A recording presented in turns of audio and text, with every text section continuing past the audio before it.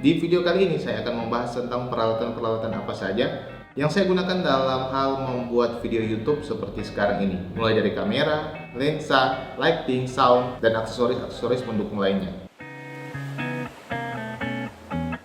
Nah, yang pertama yaitu kamera. Untuk kamera yang saya gunakan yaitu Sony A7 III. Kamera ini diluncurkan pada tahun 2018 dan meskipun sudah berusia hampir 5 tahun, kualitas gambar yang dihasilkan oleh kamera ini sudah lebih dari cukup untuk kebutuhan membuat video YouTube seperti sekarang ini. Beberapa fitur yang sangat berguna seperti mic jack input, kemudian headphone jack yang berguna untuk memonitor hasil audio yang direkam oleh kamera ini. Kemudian kamera ini juga mempunyai sistem autofocus yang sangat baik dan sudah memiliki picture profile yang sangat berguna ketika kalian akan melakukan color grading pada video kalian.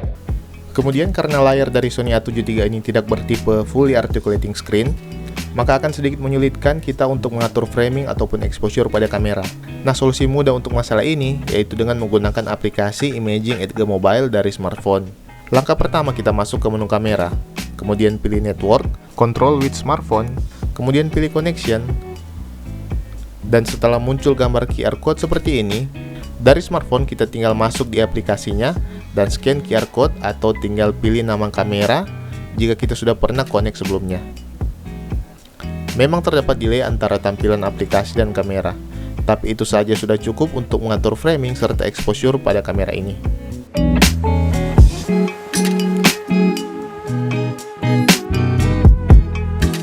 Kemudian lensa yang saya gunakan yaitu Tamron 2875 f2.8. Nah, untuk saya sendiri merupakan tipe orang yang lebih senang menggunakan lensa zoom daripada lensa fix. Sehingga ini sangat memudahkan ketika saya ingin mengambil gambar wide seperti ini ataupun detail shot tanpa perlu repot-repot untuk mengganti lensa. Dan dipadukan dengan kamera Sony A7 III, kualitas gambar yang dihasilkan sudah sangat baik untuk kebutuhan content creator.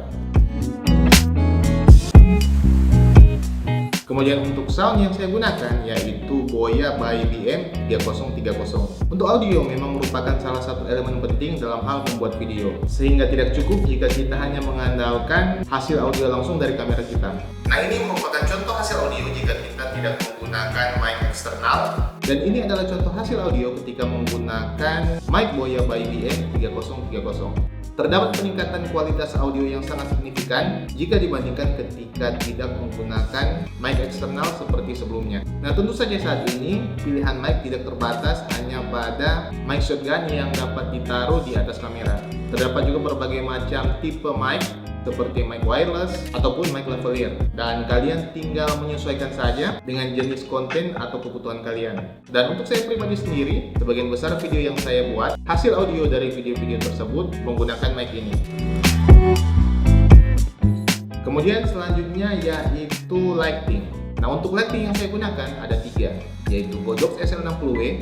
Kemudian untuk dua lighting di belakang saya ini, saya menggunakan 2 pocket RGB light. Yang pertama yaitu VG R70 dan Costa VL64. Saya akan bahas yang pertama dari Godox SL60W yang saya gunakan sebagai key light.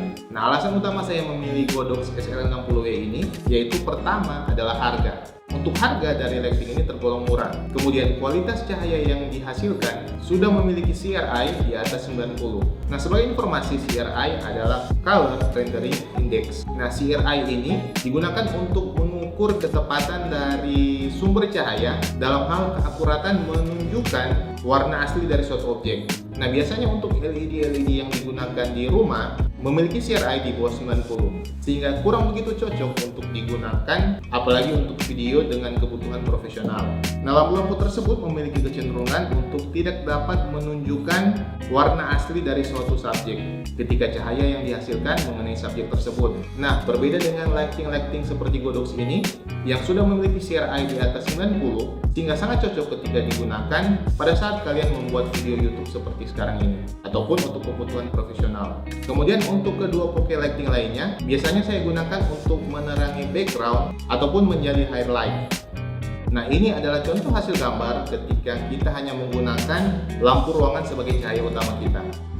Dan ketika kita mematikan lampu-lampu yang ada di ruangan dan kita hanya menggunakan 1 key like, terdapat perbedaan kualitas gambar dari video yang akan kalian buat. Kemudian untuk aksesoris lighting juga saya menggunakan softbox yang berfungsi untuk dapat menghaluskan cahaya yang dihasilkan. Nah, ini adalah contoh hasil cahaya ketika kita tidak menggunakan softbox. Cahaya yang dihasilkan cukup silau dan kurang begitu baik untuk video kita. Dan ini adalah contoh hasil gambar ketika kita sudah menggunakan softbox pada lighting yang kita gunakan. Kita juga dapat menggunakan grid seperti ini yang bertujuan untuk dapat mengurangi cahaya yang menyebar di sekitar set yang kita gunakan, sehingga menghasilkan kualitas gambar seperti saat ini.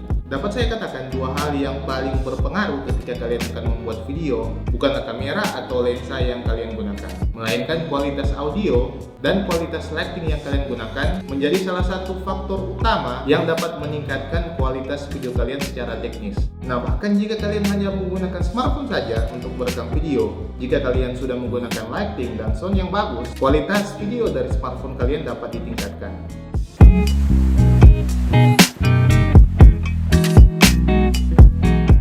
Kemudian untuk aksesoris lainnya yang saya gunakan yaitu black mist filter dari KNF dengan intensitas 1/4. Nah, filter ini berfungsi untuk menghaluskan cahaya dari video kalian seperti cahaya yang dihasilkan oleh lighting ini. Untuk gampangnya, ini adalah contoh hasil video menggunakan black mist filter, dan ini adalah hasil video ketika kita tidak menggunakan black mist filter.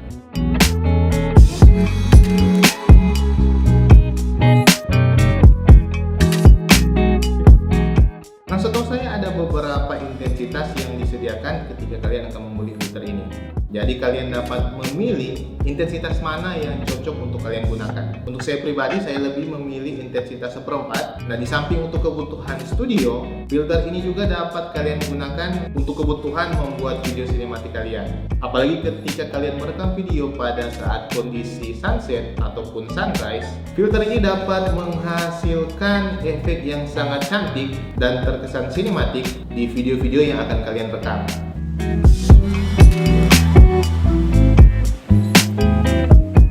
Kemudian aksesoris lainnya yaitu tripod dari brand Zoomei yang berbahan dasar karbon. Nah, memang untuk tripod ini lebih cocok digunakan dalam hal fotografi karena jenis ball head yang digunakan memang lebih diperuntukkan untuk kebutuhan fotografi. Nah, namun untuk kebutuhan saya pribadi, saya lebih mengutamakan tripod yang memiliki beban yang ringan karena di samping saya menggunakan tripod ini untuk kebutuhan merekam studio seperti saat ini, saya juga sering membawa tripod ini untuk merekam video di luar ruangan. Jadi sangat membutuhkan tripod dengan berat yang cukup ringan.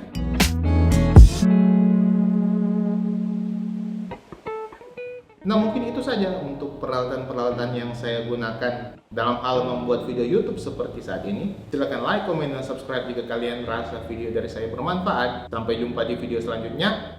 Bye.